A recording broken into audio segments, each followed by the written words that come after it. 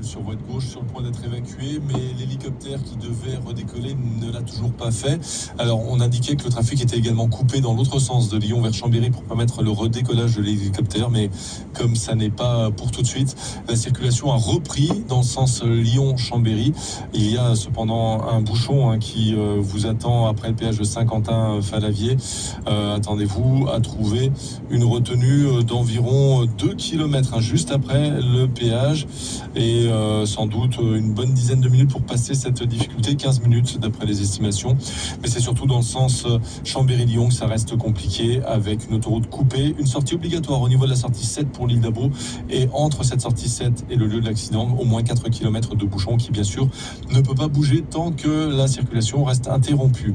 Je rappelle également cet autre accident sur la 43 sens Chambéry-Lyon après la sortie 10 pour les Abrais, kilomètre 60, une voiture, une moto en cause sur bande d'arrêt d'urgence, mais la voie de droite est neutralisée par les services de secours. Les pompiers là aussi interviennent sur place. Il y a près de 4 km de retenue après ou même désormais après la sortie 11 pour Saint-Genis-sur-Guiers, et d'après les relevés GPS vous mettez une bonne vingtaine de minutes pour traverser cette autre retenue. On reviendra sur les autres perturbations, tunnel du Mont-Blanc, tunnel du Fréjus, Grenoble, Valence, Lyon, dans notre édition spéciale qui débute à 16h pour vous accompagner sur la route du week-end de la Pentecôte. Pour l'instant, Dionysos sur Autoroute Info, Song for Jedi.